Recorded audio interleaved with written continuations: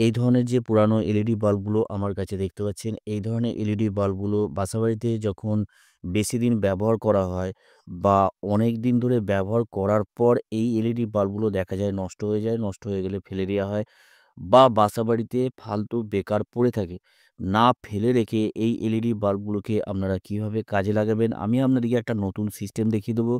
এই এলইডি বাল্বগুলোকে আবার আপনারা দীর্ঘদিন ধরে ব্যবহার করতে পারবেন বা এরই মধ্যে আরও কিছু সিস্টেম দেখিয়ে দেবো যাতে করে আপনারা নতুন করে মডিফাই করতে পারবেন বা নতুন করে নতুন রূপে রূপান্তরিত করতে পারবেন। আরও অনেক কিছু কাজ করে আমি এলইডি বাল্বটার মধ্যে দেখাবো যাতে করে আপনারা এই এলইডি বাল্বগুলোকে না ফেলে দিয়ে আপনারা কিভাবে নতুন করে আবার ব্যবহার করবেন। এই ভিডিওটা দেখার পর এই এলইডি বাল্বগুলোকে আপনারা আর ফেলবেন না বা যদি বাসাবাড়িতে ফালতু পড়ে থাকে ফেলে রাখার আপনাদের কোনো রকম ইচ্ছা হবে না।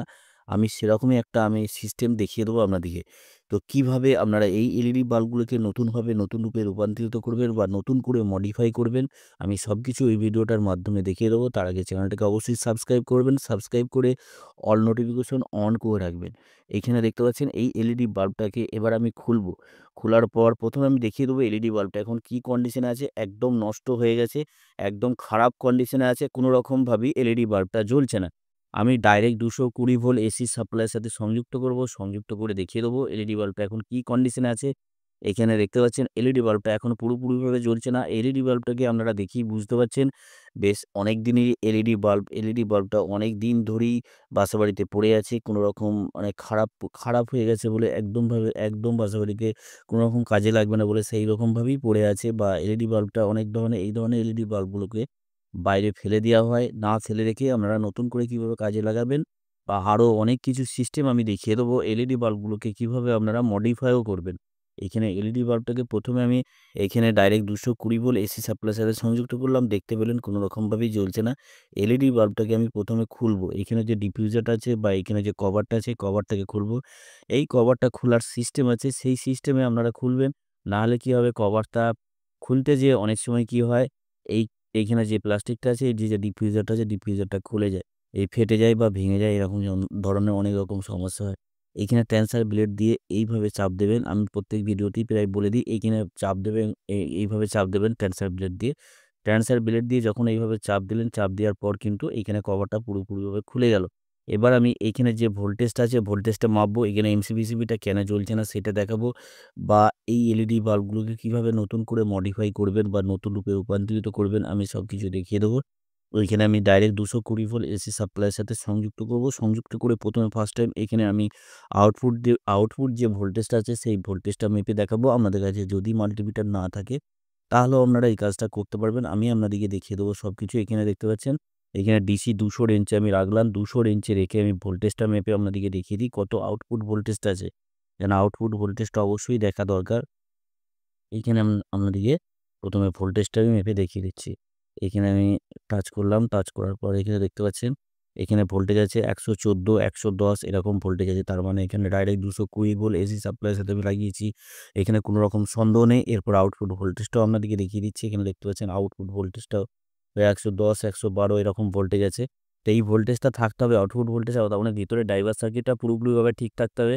আর এইখানে যে এলইডি বাল্বটা দেখতে পাচ্ছেন, এই এলইডি বাল্বটা ভিতরে ড্রাইভার সার্কিটটা পুরোপুরি ঠিক আছে। এখানে ভোল্টেজটা মেপে আপনাদেরকে দেখিয়ে দিলাম।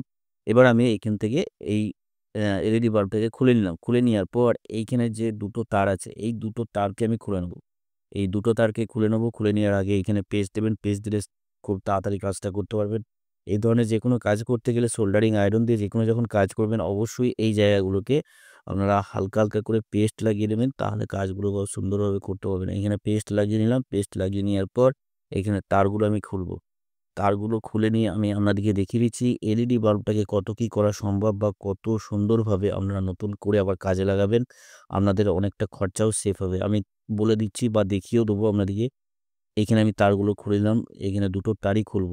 দুটো তার খুলে এখানে যে আউটপুট ভোল্টেজটা আপনাদেরকে মেপে দেখালাম, এই আউটপুট ভোল্টেজটা মেপে দেখানোর কারণ হচ্ছে এইখানে যে আমি ডাইরেক্ট ২২০ ভোল্ট এসি সাপ্লাইয়ের সাথে সংযুক্ত করেছি সেই সন্দেহটা আপনাদের কাটালাম।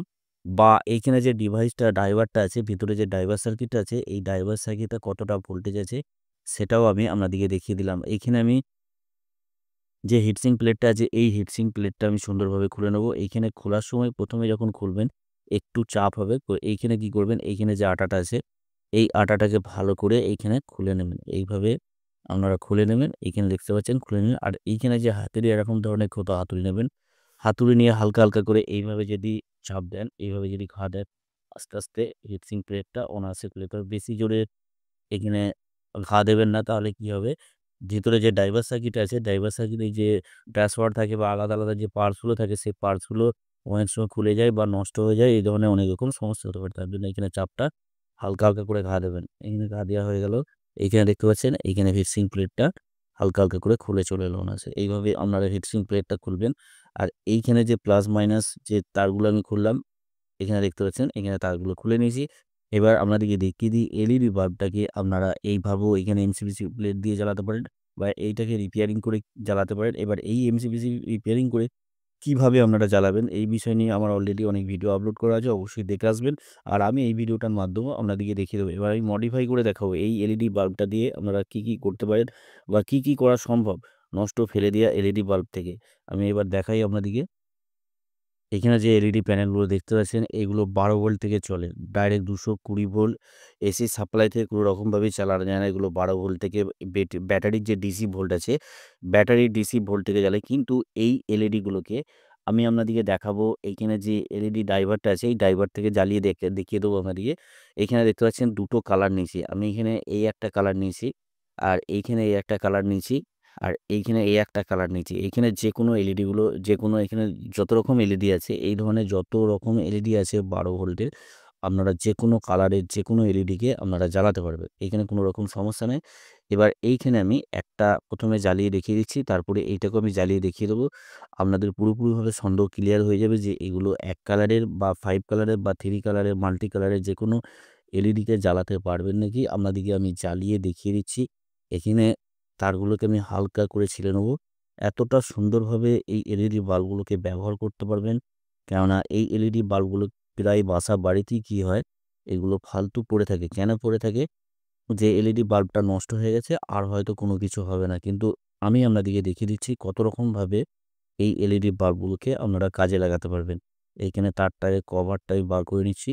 আর এইখানে একটা জিনিস আপনারা খেয়াল রাখবেন, কেননা এইখানে দেখতে পাচ্ছেন এখানে যে তারগুলো আমি ছিলে দিয়েছি, এই তারগুলোর প্লাস মাইনাস অবশ্যই দেখে লাগাবেন। এইখানে দেখতে পাচ্ছেন একদিকটা প্লাস, যেদিকটা প্লাস আছে সেদিকটা রেড কালার চিহ্নিত করা আছে। এখানে আপনাদেরকে দেখি, এখানে দেখতে পাচ্ছেন যেদিকটা প্লাস ওদিকটা রেড কালার চিহ্নিত করা আছে, আর যেদিকটা কোনো রকমের কালার নেই ওই দিকটা মাইনাস হবে। তো প্লাস মাইনাস আপনাদের দেখা অবশ্যই দরকার।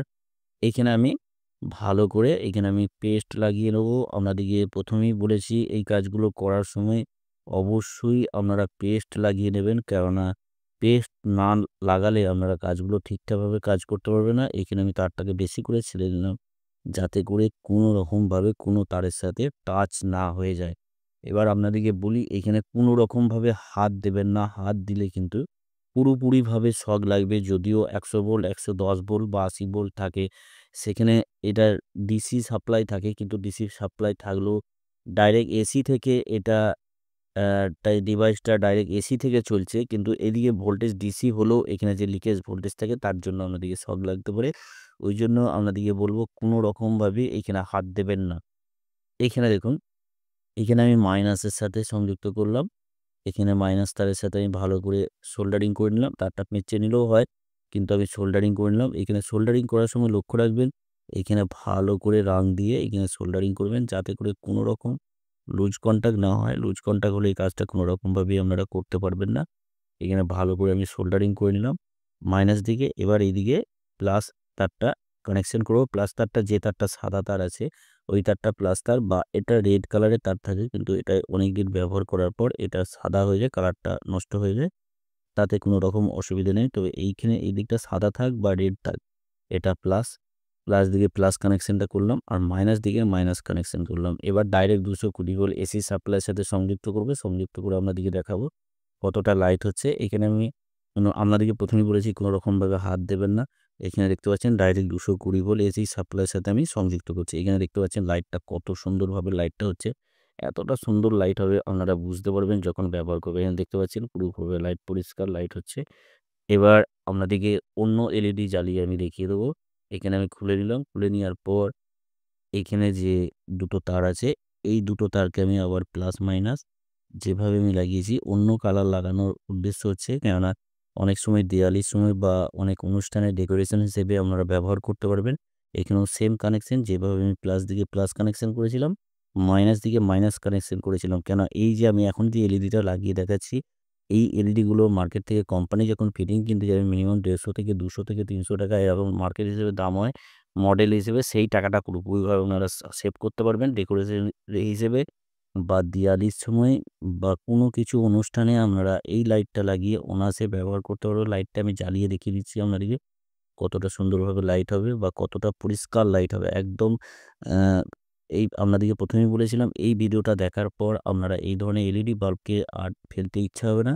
এলইডি বাল্বকে পুনরায় আবার আপনারা কাজে লাগাতে পারবেন।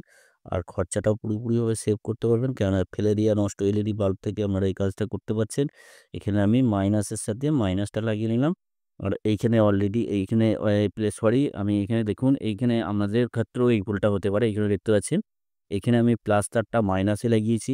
আর এখানে মাইনাস তারটা প্লাসে লাগিয়েছি। এই ভুলটা আপনারা করবেন না মোটেই। কেননা এরকম ভুল হতেই পারে। এর জন্য আপনারা ১ম এ দেখে নেবেন। কেননা সাপ্লাই যখনই দেবেন এখানে এলইডিটা পুরোপুরিভাবে নষ্ট হয়ে যাবে।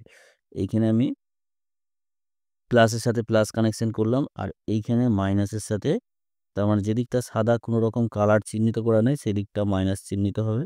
মাইনাস দিয়ে কানেকশন হবে। এখানে মাইনাসের সাথে আমি সুন্দরভাবে সোল্ডারিং করে নিলাম। এবার আমি জ্বালিয়ে দেখিয়ে দিচ্ছি আপনাদেরকে কতটা লাইট হচ্ছে বা কতটা লুকিংটা ভালো লাগছে বা কতটা সুন্দর হচ্ছে। এইখানে দেখতে পাচ্ছেন।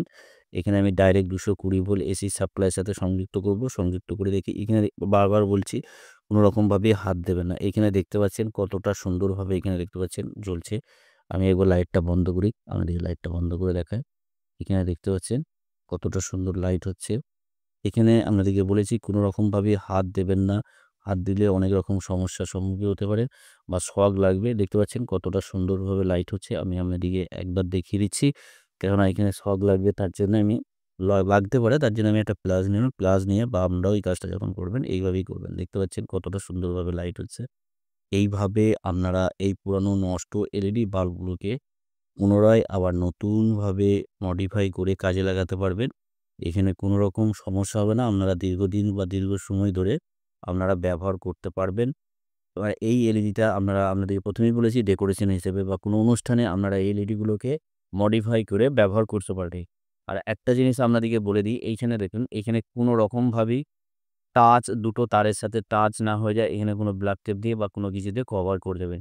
আশা করি আপনারা বুঝতে পেরেছেন কিভাবে এই এলইডি বাল্বগুলোকে নতুনভাবে মডিফাই করবেন। আর আমি নেক্সট ভিডিও বা আমার ভিডিও অলরেডি আপলোড করা আছে। এইখানে যে এলইডি প্যানেলটা খারাপ আছে আপনারা চাইলে এই সাদা যে হোয়াইট যে প্যানেলগুলো যে 9 ওয়াটের যে লাইট হয় সাদা, হোয়াইট সেই লাইটটাও করতে পারবেন। এই প্যানেলটাকেও আপনারা রিপেয়ারিং করতে পারবেন। কিভাবে রিপেয়ারিং করবেন এই বিষয় নিয়ে আমার অলরেডি ভিডিও আপলোড করা আছে চ্যানেলে অবশ্যই দেখে আসবেন। আপনারা নেক্সট ভিডিও যখন আপলোড করব আপনারা দেখে নেবেন কীভাবে আপনারা অবশ্যই আপনারা রিপেয়ারিং করতে পারবেন। আর এখানে আমি আপনাদেরকে মডিফাই করে দেখালাম কিভাবে আপনারা এই এলইডি বাল্বগুলোকে নষ্ট পুরানো ফেলে দেওয়া এলইডি বাল্বগুলো কিভাবে আপনারা মডিফাই করবেন। আশা করি আপনারা বুঝতে পেরেছেন। বুঝতে যদি কোনো অসুবিধা হয় অবশ্যই কমেন্ট করে জানাবেন। আপনারা সকলে ভালো থাকবেন, সুস্থ থাকবেন, নিজের খেয়াল রাখবেন। আর এখন পর্যন্ত চ্যানেলটাকে যারা সাবস্ক্রাইব করেননি সেই ভাইদিকে বলব চ্যানেলটাকে অবশ্যই সাবস্ক্রাইব করে অল নোটিফিকেশন অন করে রাখবেন। আর আপনাদের বন্ধুদিকে এই ভিডিওটা দেখার সুযোগ করে দেবেন যাতে করে এই কাজগুলো আপনাদের বন্ধুরা করতে পারে। অবশ্যই ভিডিওটা বেশি, বেশি করে শেয়ার করে দেবেন। আপনারা সকলে ভালো থাকবেন, সুস্থ থাকবেন, নিজের খেয়াল রাখবেন। ওকে, থ্যাংক ইউ, ধন্যবাদ।